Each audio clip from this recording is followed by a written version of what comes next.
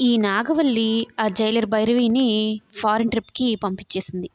పూర్తిగా లుక్కే మార్చేస్తుందనమాట జైలర్. ఒక పడుచు పిల్లలాగా తయారైపోయింది. ఆ డ్రెస్సుల్లో ఆమె మేకప్పు అట్లా.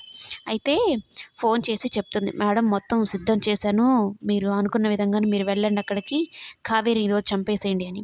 అయితే చిన్ని భయపడిపోయింది కదా! చిన్ని అమ్మ అనుకుంటున్న బొమ్మ మంటల్లో కాలిపోయింది. అమ్మకేదో పెద్ద ప్రమాదంలో ఉంది. అమ్మని ఒకసారి చూడాలి అని బాలరాజు కూడా తీసుకెళ్తానని చెప్పాడు. తీసుకెళ్తూ ఉంటాడనమాట హైదరాబాద్‌కి. అయితే చిన్ని ఫోన్ చేస్తుంది సత్యంకి.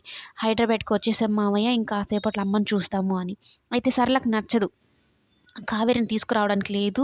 ఈయనకేమో పెళ్ళాం తప్ప అన్నిట్లి మీద ధ్యాస ఉంటది. పని మీద ఉంటుంది, చెల్లి మీద ఉంటుంది, మేనకోడల మీద ఉంటుంది అన్నట్టు చెప్తుందనమాట. సత్యం ఫోన్ మాట్లాడుతూ "ఈరోజు ఏంటమ్మా ఈరోజు కొట్టేయలేదు" అని చెప్పడంతో మామయ్య హడావిడిగా వచ్చేసాను కదా! మర్చిపోయాను అంటే, "ఇక నేను కొట్టేసానులే ఇంక 2 రోజుల్లో ఉన్నాయి. ఈ 2 రోజుల్లో అమ్మ వచ్చేస్తుంది కదా!" అని సత్యం హ్యాపీగా ఫీల్ అవుతూ ఉంటాడు.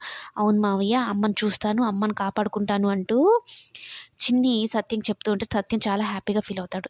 నిజంగా చిన్ని అక్కడికి వెళ్ళింది అంటే అదృష్టం ఆటోమేటిక్‌గా కావేరికి కలిసొస్తుంది. ఖచ్చితంగా ఆ నాగవల్లి ఏసిన ప్లాను బెడిసి కొట్టి కావేరినైతే కాపాడుకోగలుగుతారనమాట.